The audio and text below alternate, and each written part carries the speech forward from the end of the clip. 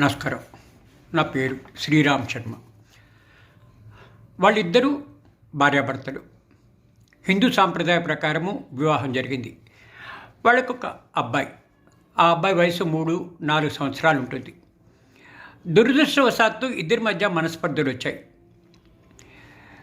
ఆ పిల్లాడు మైనర్ పిల్లాడిని తండ్రి దగ్గరే ఉంచుకున్నాడు. తల్లి పుట్టింటికి వెళ్ళిపోయింది. అయితే తల్లి ఆ మైనర్ బాబుని ఫోర్స్ఫుల్గా తీసుకుని ఇంటికి వెళ్ళిపోయింది.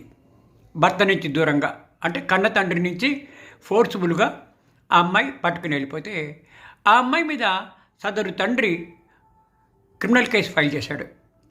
నా కొడుకుని కిడ్నాప్ చేసి తీసుకెళ్ళిపోయింది కాబట్టి కిడ్నాప్ కేసు రిజిస్టర్ చేయండి అంటే పోలీస్ వాళ్ళు సదరు తల్లిపోయిన క్రిమినల్ కేసు బుక్ చేశారు. కిడ్నాపింగ్, మైనర్ పిల్లాన్ని ఎత్తుకుపోయారనే అభియోగంతో. అది ఊరుకుంటుందా ఆవిడ? తెలంగాణ హైకోర్టులో ఛాలెంజ్ చేసేది. నా కొడుకుని నేను తీసుకెళ్తే కిడ్నాపింగ్ కింద ఎట్లా వస్తుంది? నేను లీగల్ గార్డియను, అతను లీగల్ గార్డియను. ఒక లీగల్ గార్డియన్ నుంచి ఇంకో లీగల్ గార్డియన్ తీసుకెళ్తే అది కిడ్నాప్ కింద ఎందుకు వస్తుంది?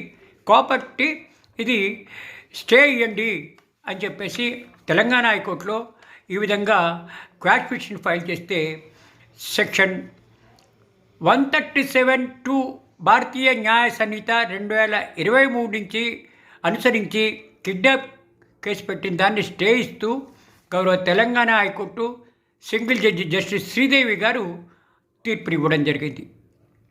ఒక లీగల్ గార్డియన్ను ఇంకో లీగల్ గార్డియన్ తీసుకెళ్తే అది కిడ్నాప్ కింద ఎట్లా వస్తుంది అని క్వాష్ చేయడం జరిగింది. ఈ తీర్పు ద్వారా మనకు తెలిసేది ఏంటి? ఎవరైనా తల్లి కానీ తండ్రి కానీ పిల్లను సొంతంగా తొందరగా తనంతగా తీసుకెళ్ళిపోతే అది కిడ్నాప్ కింద రాదు. ఇద్దరూ లీగల్ గార్డియన్సే. ఒక లీగల్ గార్డియన్ నుంచి ఇంకో లీగల్ గార్డియన్ తీసుకెళ్తే అది కిడ్నాప్ కింద ఎట్లా వస్తుంది అని ఈ తీర్పు సారాంశం. Thank you.